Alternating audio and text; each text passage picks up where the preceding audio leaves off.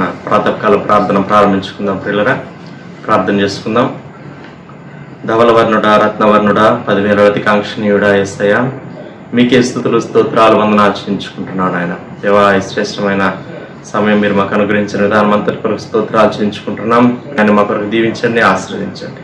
మా స్తుతుల మీద మీరు ఆశీర్వాదం మనం ప్రార్థన చేస్తున్నాం. వేవేల దూతల చేత నిత్యం నాయన పొగడబడుచున్నటువంటి గొప్ప దేవా, మీకు స్తోత్రాలు వందనాలు చేయించుకుంటున్నాం.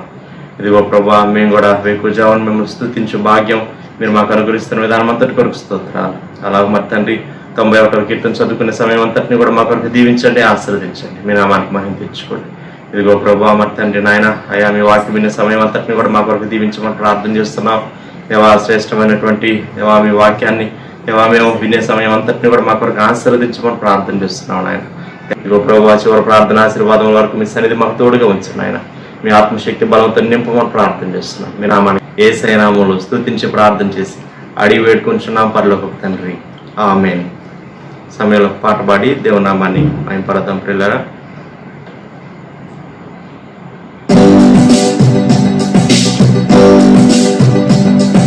సుమధుర స్వరముల గానాలతో వేలాది దూతల గణములతో కొనియాడబడుచున్న నా యేసయ్యా, నీకేన ఆరాధన.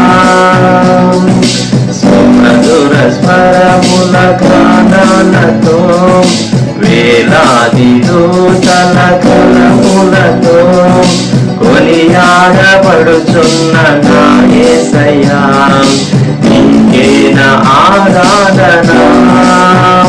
మహానందమే నాలో పరవశమే, నిన్ను స్తుతించిన ప్రతి క్షణం.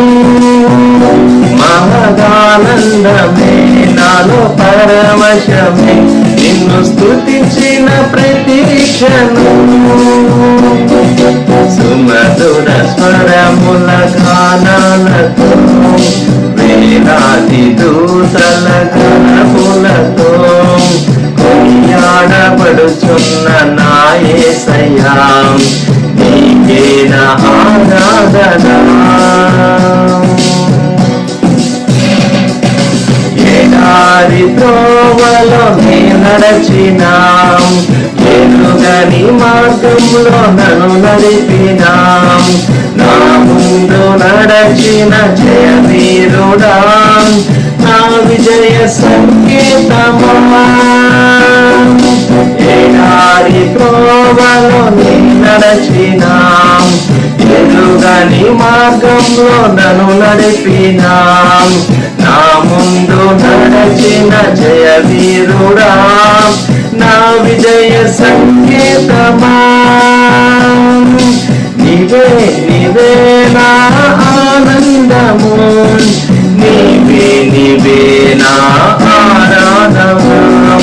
నీవే నీవే నా ఆనందము, నీవే నా ఆధారము.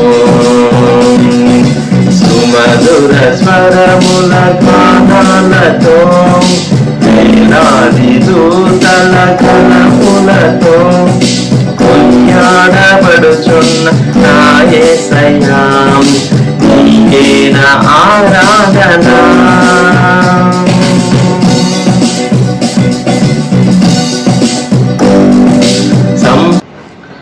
ప్రకారంగా 91వ కీర్తన చదువుకుందాం. ప్రియులారా, మహోన్నతుని చాటున నివసించువాడే సర్వశక్తి నీడను విశ్రమించువాడు. ఆయనే నాకు ఆశ్రయము, నా కోట, నేను నమ్ముకును నా దేవుడని నేను యెహోవాని గూర్చి చెప్పుచున్నాను. వేటకాని ఊరిలో నుండి ఆయన నిన్ను విడిపించును, నాశనకరమైన తెగులు రాకుండా నిన్ను రక్షించును. ఆయన తన రెక్కలతో నిన్ను కప్పును, ఆయన రెక్కల క్రింద నీకు ఆశ్రయం కలుగును. ఆయన సత్యము కేడమును డాలునై ఉన్నది. రాత్రి వేళ కలుగు భయమునకైనను, పగటి వేళ ఎగురు బాణమునకైనను, చీకటిలో సంచరించే తెగులునకైనను, మధ్యాహ్నమందు పాడు చేయు రోగమునకైనను నీవు భయపడకుందువు. నీ పక్కన 1000 మంది పడినను, నీ కుడి పక్కన 10,000 మంది కూలినను అపాయం నీ వద్దకు రాదు. నీవు కన్నులారా చూచుచుండగా భక్తిహీనులకు ప్రతిఫలం కలుగును. యెహోవా, నీవే నా ఆశ్రయము అని నీవు మహోన్నతుడైన దేవుని నీకు నివాసస్థలంగా చేసుకుని ఉన్నావు. నీకు అపాయమేమీ రాదు, ఏ తెగులును నీ గుడారము సమీపించదు. నీ మార్గములన్నిటిలో నిన్ను కాపాడుటకు ఆయన నిన్ను గూర్చి తన దూతలకు ఆజ్ఞాపించును. నీ పాదములకు రాయి తగలకుండా వారు నిన్ను తమ చేతుల మీద ఎత్తిపట్టుకుందరు. నీవు సింహములను నాగుపాములను త్రొక్కెదవు, కొదమ సింహములను భుజంగములను అనగద్రొక్కెదవు. అతడు నన్ను ప్రేమించుచున్నాడు గనుక నేను అతన్ని తప్పించెదను. అతడు నా నామం ఎరిగిన వాడు గనుక నేను అతన్ని గనపరచెదను. అతడు నాకు మొర్రపెట్టగా నేను అతనికి ఉత్తరమిచ్చేదను. శ్రమలో నేను అతనికి తోడై ఉండెదను. అతన్ని విడిపించి అతన్ని గొప్ప చేసేదను. దీర్ఘాయు చేత అతనిని తృప్తిపరచెదను. నా రక్షణ అతనికి చూపించెదను. ఆమేన్. ఇదెను హబక్కూకు గ్రంథం 3వ అధ్యాయం మొదటి 2 వచనాలు. ప్రవక్తయగు హబక్కూకు చేసిన ప్రార్థన.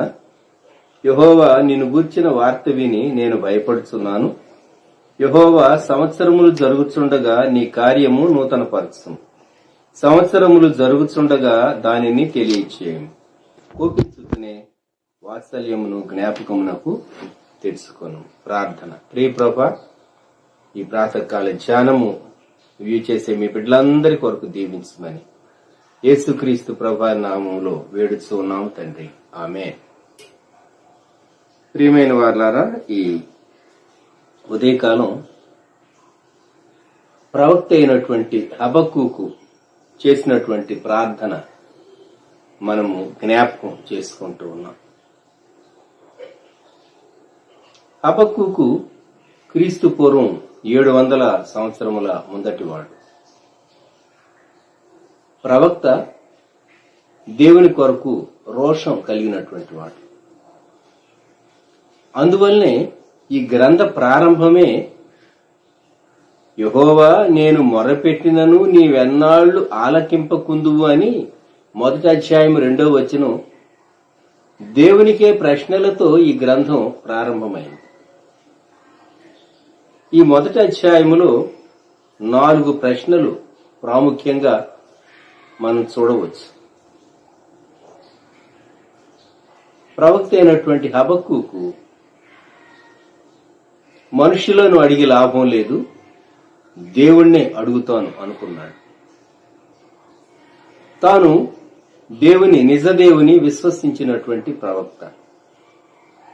దేవుడు జవాబిచ్చే దేవుడు అని తనకు తెలుసు కనుక నేను దేవుని దగ్గరే మొరపెడతాను అని మొదటి అధ్యాయం 2వ వచనం నేను మొర్రపెట్టినను నీవెన్నాళ్లు ఆలకింపకుందు.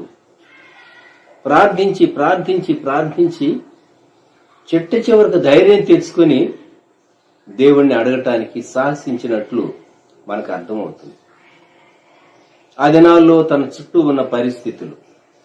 హబక్కూకు 1:2 వచనం 2వ భాగం. బలాత్కారము జరుగుతున్నదని నేను నీకు మొరపెట్టినను నీవు రక్షింపకై ఉన్నావు. దేవా ఎందుకు నా ప్రార్థనకి ఎందుకు జవాబు రాలేదు? మనలో చాలా మందికి ఒక ప్రశ్న ఉంటుంది. నేను ఎంతో ప్రార్థించాను, నాకు జవాబు రాలేదేమి? నిజమే, మనం ఎంత ప్రార్థించినా దేవుడు తన సమయంలో జవాబిస్తాడు. మనం అడిగిన వెంటనే కొన్ని మార్లు దేవుడు జవాబు ఇవ్వకపోవచ్చు. హబక్కూకు 1:3లో ఇంకొక ప్రశ్న వేసాడు దేవునికి. నన్నెందుకు దోషము చూడనిచ్చుచున్నావు? బాధ నీవేళ ఊరకయే చూచుచున్నావు. దేవా, నాకు ఇష్టం లేదు, నీకు ఇష్టం లేదు. నేను చూడకూడనివి చూడవలసి వస్తూ ఉన్నాయి, అవి నీవు కూడా చూస్తూ ఉన్నావు. ఏం చూస్తూ ఉన్నారు? ఎక్కడ చూచినను నాశనమును బలాత్కారమును అగుపడుచున్నవి, జగడమును కలహమును రేగుచున్నవి. ఈ దినాల్లో మనం ప్రపంచంలో చెలరేగుతున్నటువంటి యుద్ధం మనకు తెలుసు. అలాగే చెలరేగి విస్తరిస్తూ ఉన్నటువంటి పాండమిక్ వైరస్, కోవిడ్ యొక్క వేరియంట్ మనకు తెలుసు. ప్రపంచంలో అల్లకల్లోల పరిస్థితులు ఉంటూ ఉన్నాయి. నెమ్మది లేదు, జనాంగముల మధ్య నెమ్మది లేదు, దేశములో నెమ్మది లేదు, దేశాల్లో నెమ్మది లేదు.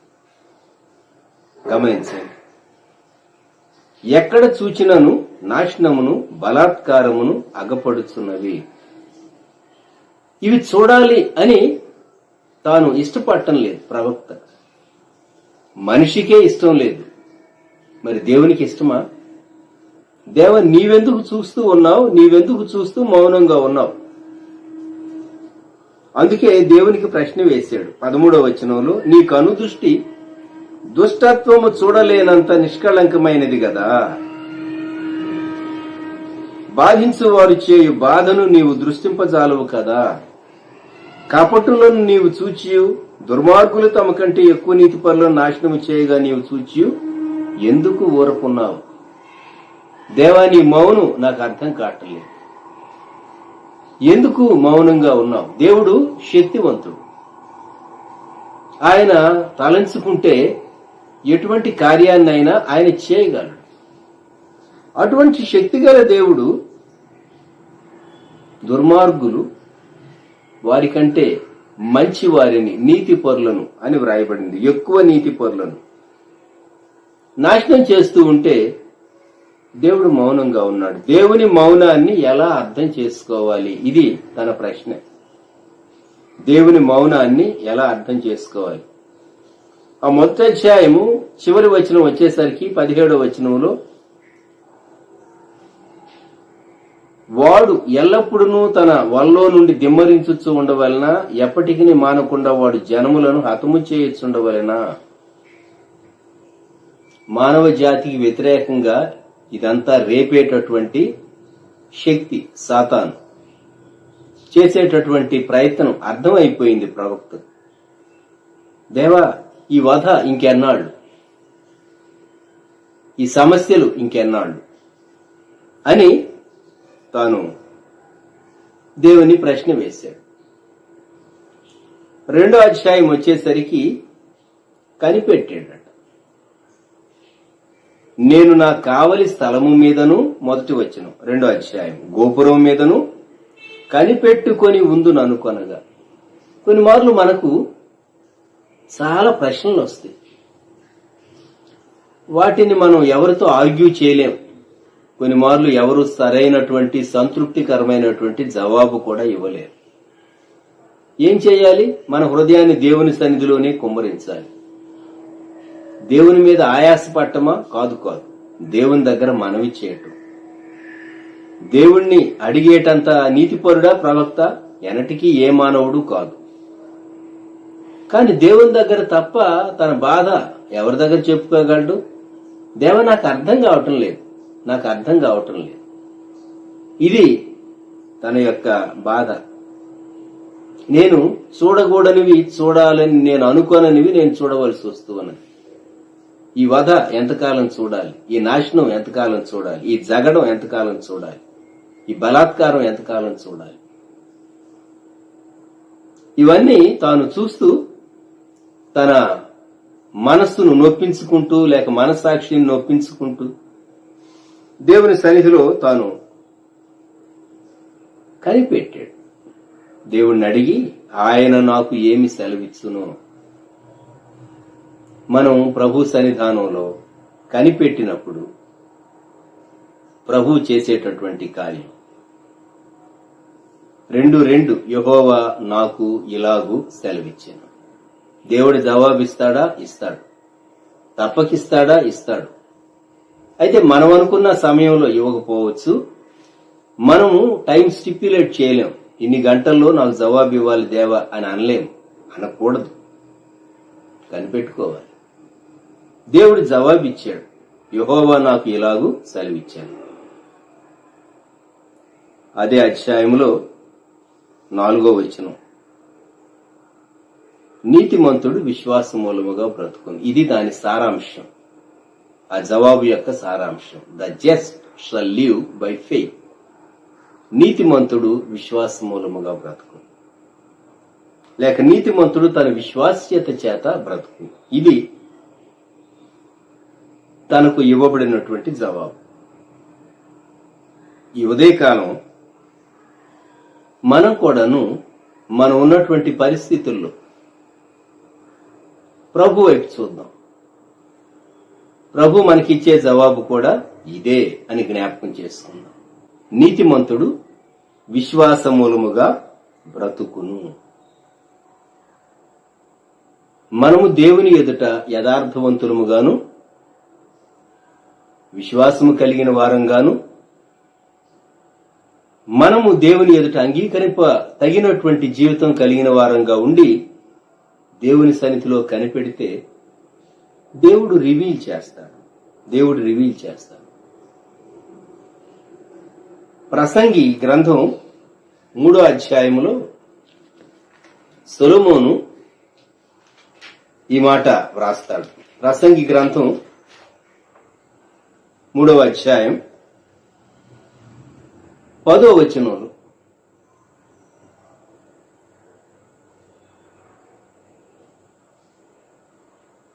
దేవుడు 10, 11 వచనాలు లేక 11వ వచనం క్రింది భాగం, ఆయన శాశ్వత కాల జ్ఞానమును నరుల హృదయమందుంచి ఉన్నాడు గాని దేవుడు చేయు క్రియలను పరిశీలనగా తెలుసుకొనుటకు అది చాలదు.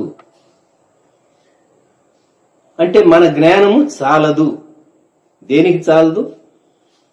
దేవుడు చేసేటటువంటి కార్యములను తెలుసుకొనుటకు, వివేచించుటకు, సంపూర్ణంగా గ్రహించటానికి. ఆయన ఉద్దేశాలు చాలా గంభీరంగా ఉంటాయి. మనం కొంత మటుకు చూడగలం, కొంత మటుకు ఆలోచించగలం, కొంత మటుకు పని చేయగలం. దేవుడు అనాది నుండి అనంతం వరకు ఉండేటటువంటి దేవుడు. ఆయన భవిష్యత్ కాలాన్ని ఆయన సంపూర్ణంగా చూడగలిగినటువంటి దేవుడు. కాబట్టి ఆయన చేసేటటువంటి కార్యాలు ఆయన కోణములో మనం అర్థం చేసుకోవాలి అంటే తన జ్ఞానాన్ని వ్యక్తుల హృదయాల్లో ఆయన ఉంచాడు గాని శాశ్వత కాల జ్ఞానం అది చాలదు అని సొలొమోను అంటూ ఉన్నాడు. ఆలోచించండి. ఈ ఉదయకాలం మనం దేవుడు తన జ్ఞానాన్ని, జ్ఞానముతో కూడిన ప్రత్యక్షతను కూడా మనకివ్వాలి అని కోరుకుందాం. పౌలు భక్తుడు ఎఫ్సి సంఘం కొరకు ఆయన చేసినటువంటి ప్రార్థనలో ఎఫెసీ సంఘాన్ని ఉద్దేశించి 1వ అధ్యాయం 17, 19 వచనాలు కలిసి ఉన్నాయి. చివరి భాగం, మన ప్రభువైన యేసుక్రీస్తు యొక్క దేవుడైన మహిమ స్వరూపియగు తండ్రి తన్ను తెలుసుకొనుట యందు మీకు జ్ఞానమును ప్రత్యక్షతయును గల మనస్సు అనుగ్రహించున్నట్లు నేను నా ప్రార్థనల యందు మిమ్మల్ని గూర్చి విజ్ఞాపన చేయుచున్నాను. ఇది పౌలు గారి ప్రార్థన అంశముల్లో ఎఫ్సి సంఘాన్ని గూర్చి ఒక అంశం. వారికి జ్ఞానము, ప్రత్యక్షత కలిగినటువంటి మనస్సు ఉండాలని. జ్ఞానము మాత్రమే చాలదు, ప్రత్యక్షత కూడా అవసరమే. 1960 ముందు జరిగినటువంటి ఒక సంఘటన ఆంధ్రప్రదేశ్లో. ఒక యవనస్తుడు దేవుని సేవ కొరకు సమర్పించుకొని ఒక దైవజనుడితో కలిసి పరిచర్య చేస్తూ ఉన్నాడు. ఆ దైవజనుడు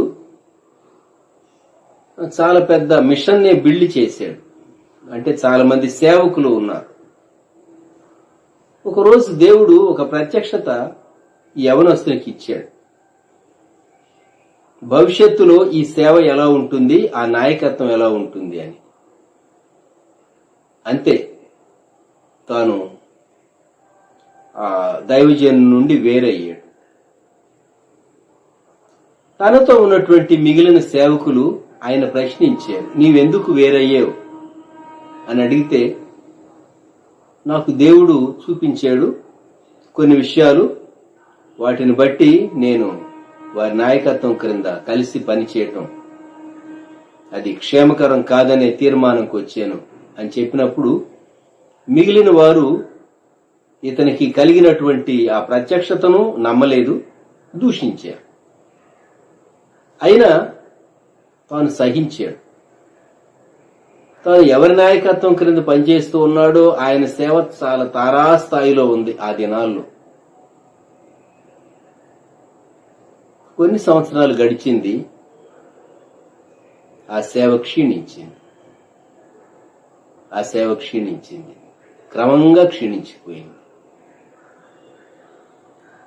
తరువాత ఈ సేవకుడు తాను చెప్పాడు లోకానికి లేక సంఘాల్లో, దేవుడు నాకు చూపించిన ప్రత్యక్షతకు నేను లోబడి నేను యువతలకు వచ్చినందువలన నా సేవ ఫలించడానికి దేవుడు కృప చూపించాడు అని. కొన్ని మార్లు దేవుడు ఒక ప్రత్యక్షత ఇస్తాడు. జ్ఞానమును ప్రత్యక్షతయును గల మనసు. కొన్నిసార్లు కొన్ని అంశాలు నెరవేరవు. ఎంత ప్రార్థన చేసినా నెరవేరవు. ఎందుకు నెరవేరటం లేదు అర్థం కాదు. ఒక స్థలంలో, ఒక సంఘంలో ఒక సేవకుడు ఉన్నాడు. ఆ సంఘంలో ఒక యవనస్తురాలి కొరకు, తన వివాహం కొరకు ఎంత ప్రార్థన చేస్తూ ఉన్నా, తల్లిదండ్రులు బంధువులు ఎంత ప్రయత్నిస్తున్నా మ్యాచ్ సెట్ కావట్లేదు. అప్పుడు ఈ దైవజనుడు దేవుని సన్నిధిలో విషయం తీవ్రంగా ప్రార్థించి కనిపెట్టి, దేవా ఎందువలన అని దేవుని సన్నిధిలో వెయిట్ చేస్తే దేవుడు ఒక విషయాన్ని చూపించాడు ఈ సేవకునికి. తాను చాలా షాక్ అయ్యాడు. ఇతరులతో షేర్ చేసుకున్నా, ఆ కారణం ఎవరితో అయినా చెప్పినా అది వినటానికి బాగుండదు, తాను కూడా అది షేర్ చేయలేడు. దేవుడు తనకేం చూపించాడంటే, ఆ యవనస్తురాలికి వివాహం కాకపోవటానికి కారణం ఆ యవనస్తురాలి తండ్రి చేతులపై రక్తాపరాధం ఉన్నది అని దేవుడు చూపించాడు. కొన్ని మార్లు కొన్ని విషయాలు చాలా గూఢమైనటువంటి విషయాలుగా ఉంటాయి. అందుకే మనం అక్కడ ప్రిన్సిపల్ ఏంటి అనేది మాత్రమే తెలుసుకుంటాం, అంతేగాని ఎవరినో విమర్శించడానికి లేకుంటే ఎవరిని గురించి ఏదో మాట్లాడటానికి కాదు. కొన్ని విషయాలు దేవుని సన్నిధిలో ఎంతో ఎంతో వేచి ఉంటే గాని ప్రత్యక్షత దేవుడిచ్చి, జ్ఞానమును ప్రత్యక్షత గల మనసు. కొన్ని విషయాలు దేవుడు రివీల్ చేయడు. హబక్కూకుకు దేవుడు రివీల్ చేశాడు. ఏమని అంటే, నీతిమంతుడు విశ్వాసమూలముగా బ్రతుకును. హబక్కూకు తాను ప్రార్థన చేయటం ప్రారంభించాడు. ఏమని? దేవా, సంవత్సరములు జరుగుతూ ఉండగా నీ కార్యము నూతనపరచుము. క్రింద సంవత్సరములు జరుగుతుండగా దానిని తెలియచేయము. ఒకటి, దేవుడు తెలియపరచాలి. రెండు, నూతనపరచాలి. గమనించండి, తెలియపరచడం దేవుడే రివీల్ చేస్తాడు. నూతనపరచడం ఒక ప్రాసెస్ లో నుండి మనం వెళ్ళవలసి వస్తుంది. ఆరోగ్య విషయంలో కూడా ఎప్పటికప్పుడు మనం నూతనపరచబడుతూ ఉంటాం. ప్రకృతిని దేవుడు నూతనపరుస్తూ ఉంటాడు. దేవుని హస్తం యొక్క కార్యము ప్రకృతిలో మనకు కనబడుతుంది. మనం ఆ కోణంలో ఈ వాక్యాన్ని ధ్యానం చేయటం లేదు. వ్యక్తిగతంగా మన కొరకు మనలో దేవుని కార్యాన్ని గూర్చి మనం జ్ఞాపకం చేసుకుంటున్నాం. దేవుడు రక్షణ కార్యం మనలో చేస్తాడు. రక్షణ కార్యం మనలో జరిగించినటువంటి దేవుడు మనల్ని స్థిరపరచాలి అంటే నూతనపరుస్తూ, బలపరుస్తూ నడిపించాలి. కనుక జ్ఞానము, ప్రత్యక్షత కలిగినటువంటి మనస్సు మనకు అనుగ్రహించాలి. కొరింథీయులకు రాయబడిన మొదటి పత్రిక 1వ అధ్యాయం 31వ వచనంలో యేసుక్రీస్తు ప్రభు మన జ్ఞానము అని, మన పరిశుద్ధత, అలాగే ఆయన మన విమోచనం అని ఇలాగ 4 పదాలు అక్కడ వ్రాయబడి జ్ఞానము అని వాడబడి. జ్ఞానము ప్రభు అయినటువంటి యేసుక్రీస్తే తన వాక్యము ద్వారా మనకు రివీల్ చేయబడేటటువంటి గొప్ప రక్షకుడుగా ఉంటూ ఉన్నాడు. మనము ప్రభువును చూడటం నేర్చుకోవాలి. దేవుని వాక్య గ్రంథం పరిశీలిస్తూ ఉండగా లోకాన్ని మనం బాగా చూస్తూ ఉన్నాం. లోకం యొక్క సమస్యలను స్టడీ చేస్తున్నాం. కానీ ప్రభువును చూడటం, దావీదు భక్తుడు అన్నాడు, నేను ఎల్లప్పుడూ నా ప్రభువును చూచుంటిని అని. మనం మన జీవితంలో ప్రభువును చూడటం, ప్రభువునందు నిలిచి ఉండటం. రెండవది, ఆయన నూతన పరచటం. ప్రకటన గ్రంథం 1వ అధ్యాయములో తన దాసులకు దేవుడు అనుగ్రహించిన ప్రత్యక్షత అని వ్రాయబడిన మాట మనం చదువుతాం. 1వ అధ్యాయం 1వ వచనంలో ఆయన తన దూత ద్వారా వర్తమానం పంపి తన దాసుడైన యోహానుకు వాటిని సూచించారు. అదే ఆఖరి అధ్యాయం వచ్చేసరికి ప్రకటన గ్రంథం 22వ అధ్యాయంలో 6వ వచనం, మరియు ఆ దూత ఇలాగు నాతో చెప్పాను, ఈ మాటలు నమ్మకములను సత్యములునై ఉన్నవి. ప్రవక్తల ఆత్మలకు దేవుడగు ప్రభు త్వరలో సంభవింపవలసిన వాటిని తన దాసులకు చూపుటకై తన దూతను పంపెను. దేవుడు ప్రత్యక్షత అనుగ్రహించాడు. పద్మసు ద్వీపంలో ప్రియ శిష్యుడు, భక్తుడు, ముసలివాడు, పండు ముసలి, యేసుక్రీస్తు ప్రభు యొక్క శ్రమలో, సహనములో, రాజ్యములో పాలివాడు యోహానుకు బయలుపరిచాడు. మనం వెళ్లేటటువంటి టర్మాయిల్ ఉన్నటువంటి ఈ రోజుల్లో, శ్రమలు, అల్లకల్లోలు పరిస్థితులు ప్రపంచంలో ఉన్నటువంటి ఈ రోజుల్లో, అణ్వాయుధాల భయం ప్రపంచాన్ని గడగడలాడిస్తూ ఉన్నటువంటి ఈ రోజుల్లో దేవుడు సంవత్సరములు జరుగుతూ ఉండగా తన కార్యము మన కొరకు, మనలో ఆయన నూతనపరిచి మనను కాపాడాలని ప్రార్థన చేసుకున్నాం. తలలో ఉంచున్నాం. ప్రేమగల మా ప్రభువా, పరిశుద్ధ తండ్రి, ఈ ఉదయకాలం ప్రవక్త అయినటువంటి హబక్కూకుతో మేము కూడా కలిసి, దేవా నీ కార్యము మాలో నూతనపరచుము అని ప్రార్థిస్తూ ఉన్నాం. మమ్ములను ఎన్నో విషయాలు భయమునకు, చింతకు, ఆందోళనకు గురి చేసేటటువంటి అంశాలు మా చుట్టూ లోకములో ఉంటూ ఉన్నాయి. నీ కార్యము తెలియపరచి నీవు దానిని మాలో, మా కొరకు నూతన పరిచితే తప్ప ప్రవక్త అయినటువంటి హబక్కూకు క్రీస్తు పూర్వం 700 సంవత్సరములకు ముందు ఏ పరిస్థితుల్లో ఈ పుస్తకాన్ని వ్రాసారో అటువంటి పరిస్థితులు మా చుట్టూ సహా ఉన్నవని మేము ఒప్పుకుంటూ ఉన్నాం. మీ వాక్యమును బట్టి, మీ వాగ్దానమును బట్టి, మీ వాక్య ప్రత్యక్షతను బట్టి మాకు నెమ్మది, ధైర్యము దయచేయండి. మీ సన్నిధిలో కనిపెట్టి జవాబు పొంది మీ కృపను బట్టి స్తుతించేటటువంటి భాగ్యం మాకు అనుగ్రహించండి. ఈ దినమంతటిని మా కొరకు దీవించండి. వ్యూ చేస్తున్న బిడ్డలు, వారి కుటుంబాలను ఆశీర్వదించండి. దేవా, క్లుప్త సమయం వాక్య ధ్యానాన్ని మీరు దీవిస్తూ ఉదయకాల ధ్యానాలను మీరు ఆశీర్వదించి దీవించి బలపరుచున్నాయి. మా ప్రార్థన అంగీకరించున్నాయి. యేసుక్రీస్తు ప్రభు వారి శ్రేష్టమైన నామములో ప్రార్థించి స్తుతించి వేడుచూ ఉన్నాము తండ్రి. ఆమేన్. మన ప్రభు అయిన యేసుక్రీస్తు వారి కృప, దేవుని ప్రేమ, పరిశుద్ధాత్ముని సహవాసం సదాకాలం మనకు తోడై ఉండును గాక. ఆమేన్.